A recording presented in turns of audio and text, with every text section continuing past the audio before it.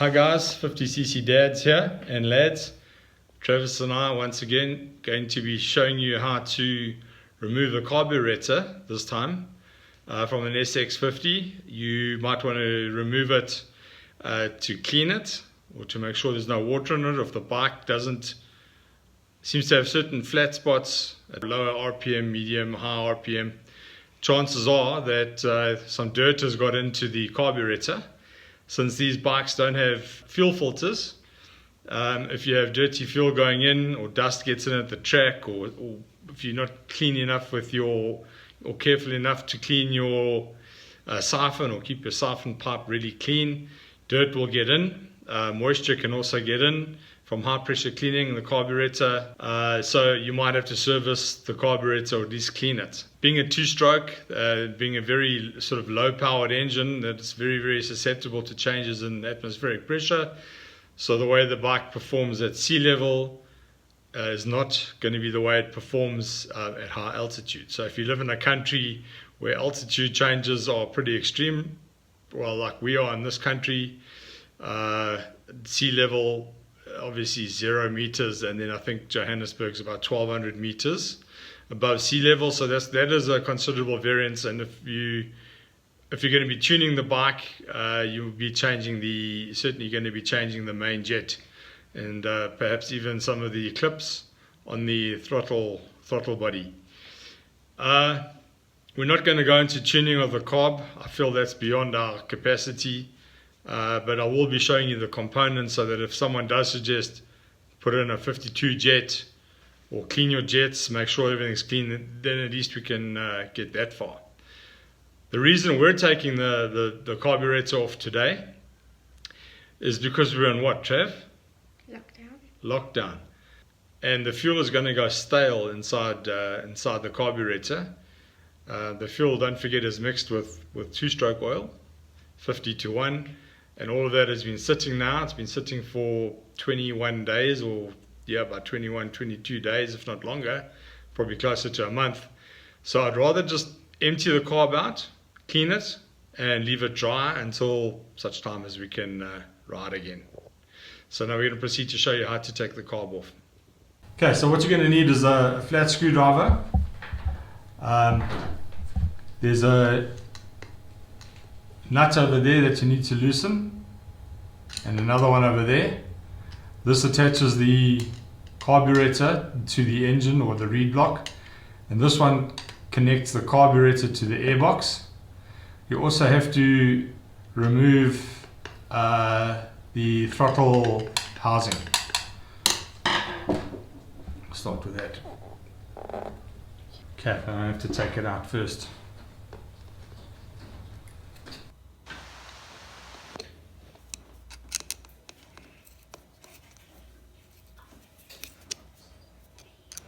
Please forgive my ineptitude with the screwdriver. I'm holding the phone at the same time.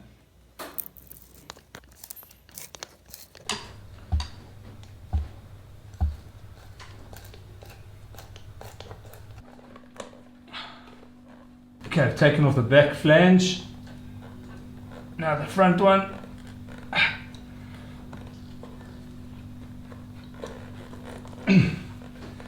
Sort of muscle it out like this, and here you'll see a cable tie that you need to cut that just holds all the drain pipes and the overflows together.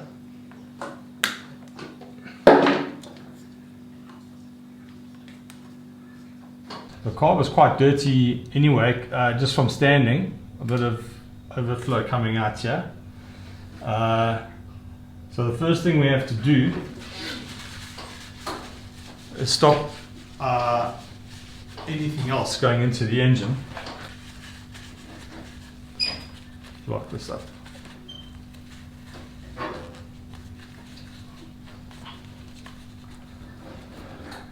Clean this up properly just now once it's disconnected.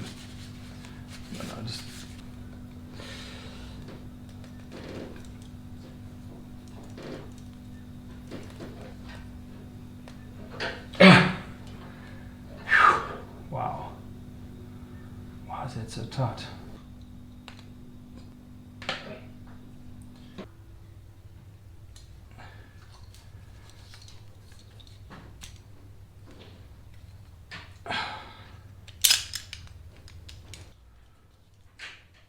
Finally it's come loose.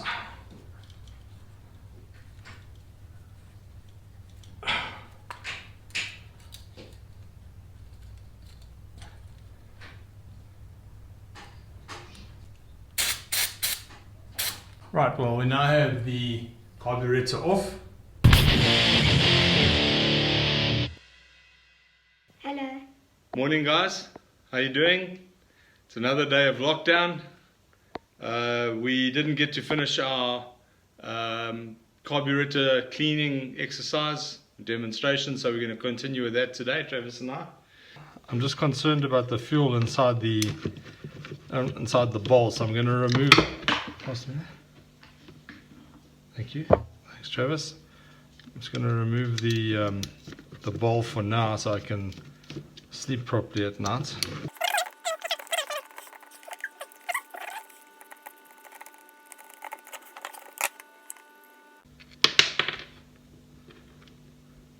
That's the bowl.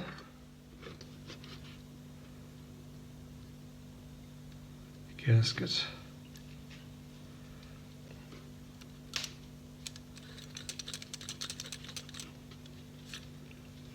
Alright, just to go over some of the components again. Some of them I'm not too sure what they're called, but that's the gasket. Got to be very careful with that.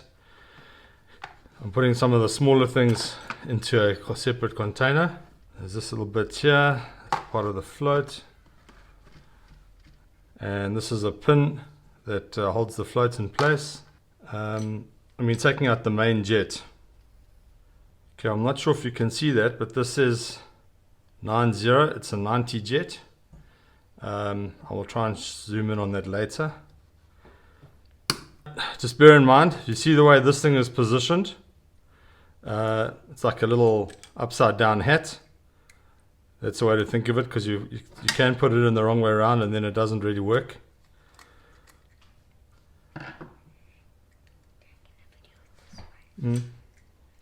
Okay, so this is the main jet. This is the little thing that it holds onto. If you can, not sure if you can see there, but it's a 9 and a 0. That's a 90 jet. With that, you change your how lean or rich your bike runs, and that's another topic beyond this one. There's another jet that comes out here. All of these will need cleaning. Another one over here.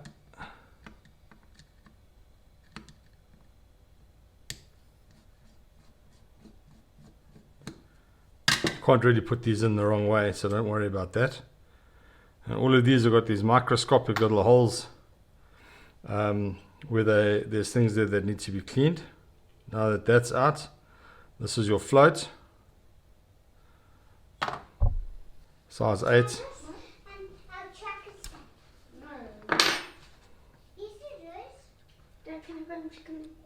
Off you go.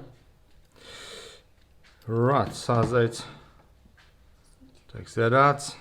Right, that's about as far as we're going to strip this thing down. For this, you might want to block your eyes, because if this sprays back at you, it's like an alcohol-based solvent. Not very pleasant.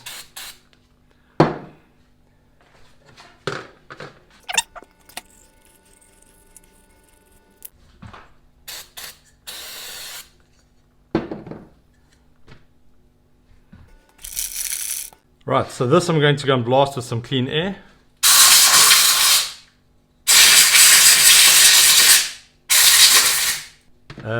Right, the main carburetor as well.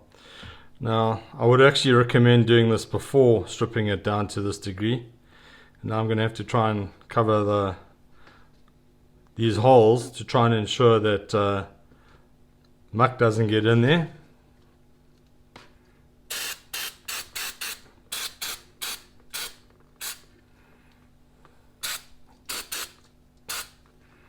As I said, please Goggles would be ideal to wear. You don't want that stuff spraying back at you. Now I'm going to blast it with some compressed air. Right, so yeah, I believe I've cleaned it up sufficiently on the outside now to not contaminate the inside. So I'm just going to throw some of this carb cleaner into all the orifices. Let it soak in for a bit. I'm going to give it a blast with the compressor. This is the air fuel mixture. But if you are going to fiddle, I recommend that you always work out what it is back to 0 and then unscrew it again. I'll show you what I mean. So that's 1 turn, 2 turns, 2.5. So back to 1, 2.5 is where that one was set. That's how you adjust the air fuel mixture. If you have a wedding ring on, it's actually best to take it off before you use the carb cleaner, because it gets underneath the ring and between that and your skin, and it burns like crazy because I don't think it evaporates properly. So I better put that where I'm not going to lose it. Okay, now smaller components. I'm going to start with the jets and clean them. I think I'll do it in this container because it's shallower. Easier to see. You're going to transfer those across.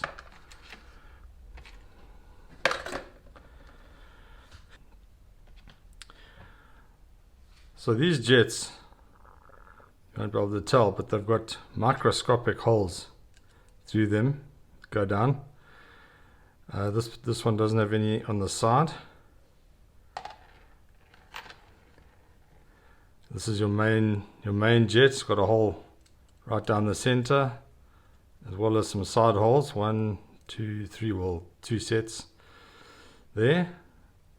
Sorry, that wasn't the main jet. And then this is the main jet, 1 hole straight through. So I'm going to be cleaning those shortly. Okay, so this jet doesn't look blocked. I can see might be slightly blocked. Let's see.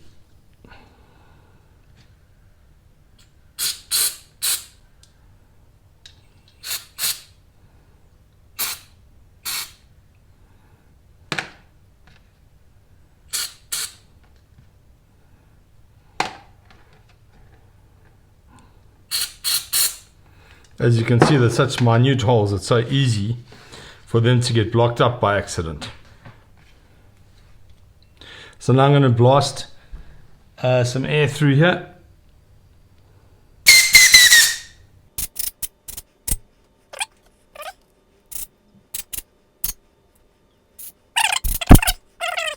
So there's the 3 clean jets. Right now it's just the other components.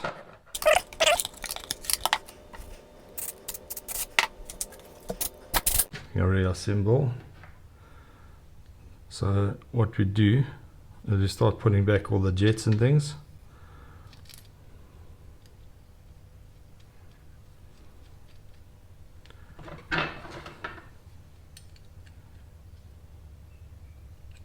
Don't over tighten anything. These ones just go back in, and as far as they'll go, nip them up.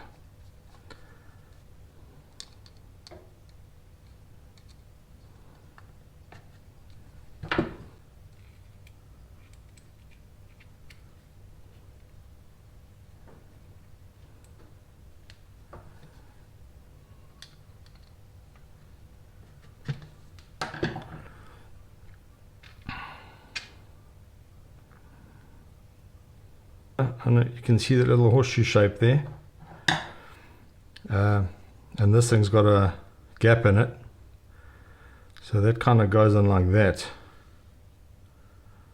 and it kind of just hangs. I don't know if you can see that. I'm going to put it upside down.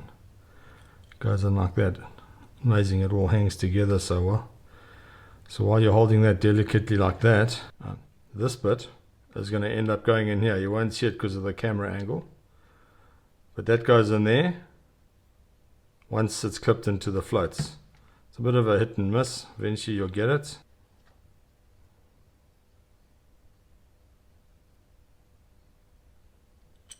Okay, so it's fallen into place. Just slides through.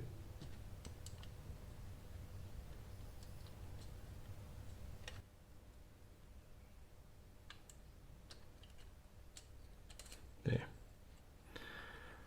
So there you can see it just hangs in there and the whole lot pivots. Okay, so you remember I said this one goes with the hat, upside down hat, like that. Always a good idea to work over a basin like this in case you drop something. It's very likely. Nip that up a bit. Okay, so that's all the internals for the carburetor back together. This is the gasket. They don't last forever. I guess you should probably replace them once every 6 months, or once you find a lot of grime starting to squeeze through the carburetor, like this one is starting to.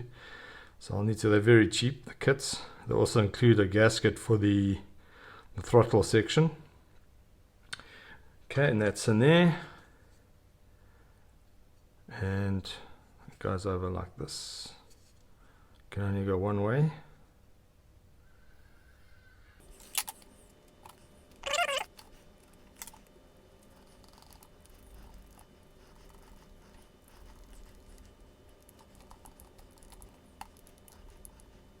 Okay, I'm tightening these a bit more than I normally do because I noticed there was a bit of seepage through the gasket from the last time. So there's the carb put back together again, and now we're going to go back onto the bike. Okay, so I thought since I've cleaned the carb, I may as well empty out the fuel tank. Bearing in mind this is a 2020 model from August last year. So here's the tank. I just drained all the fuel into our container just so that the bike is nice and dry for a while. And I'm about to show you the amount of dirt that came out of the last couple of mils out of the fuel tank. So now I'm going to rinse the fuel tank with just some clean ordinary fuel, not with premix, and hopefully it'll flush the tank out. Okay, so this is my container. I don't know if you can see all that has just come out of the fuel tank without even trying. So I'm guessing there's more in there, and this is the type of thing that goes into your carburetor and blocks the jets because there are no fuel filters on these bikes. Okay, my 4-year-old daughter is now the video man. What I've done is I've poured some fresh fuel into this tank. Obviously not premix. It's okay. Okay, now you can see you. Okay. So what I'm doing is I'm shaking the tank furiously Because I pressed the red button. in an effort to dislodge any dirt. Must I? Okay, can push it up. Can you read? Okay, so you can see the fuel is green here because it's not premixed, and that's what came out of the second attempt. Sorry about the light. First thing we need to do is slide the throttle back into the gap. You can see there's two little things that stick out, key. This has got a corresponding slot in it. Sorry, I don't know the technical words for everything. All I know is that has to line up. Don't worry about the spring. You see, once it's lined up, it slides in nicely. And then you can tighten this up. I've tried to waterproof this using some tape, so water when it runs down doesn't go in. That's the hope. And there's the throttle trail. Can you tweak the, Travis, can you tweak the throttle please to show people what it does? So you can see what the effect of opening the throttle does. Thank you. And using long nose pliers, I'm going to just reattach the fuel line.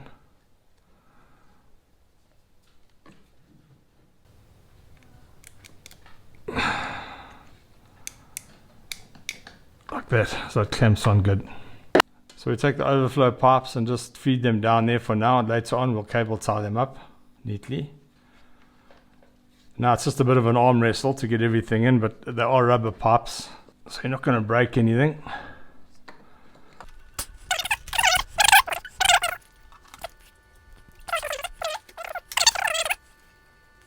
Okay, so the throttle's good. We're just going to show you now that we need to cable tie up the overflow pipes. Okay, so there's 3 pipes. I just want to show you something on these pipes. I forgot to mention this before. Not sure if you can see that they're cut. Let me hold them there. Cut at 45 degrees each, or cut at 45 degrees. When the bikes come out of the factory, they just cut straight off, and this allows them to, funny enough, clog up a lot easier with dirt. So when you cut them at that angle, then for some other reason they don't really block up much with mud, etc. So these 3 now are just get fed between the frame brace and the back of the front of the swing arm. I'm just going to tie this loosely on for now, and then I'm going to position them. Overflow pipes, very important, have to face down and away. Okay, and that's cool, that's out the way. I'm going to just zip tie those up a little. The side cutters in there, just trim it. All that remains now is for us to put the tank back on, and then we're done with this section. So I'll put some WD-40 on the petcock and just give it a up and down, because they tend to seize up, and when they seize up, people force them, and when they force them, they strip them, and then they end up leaking, which can be disastrous on a race day.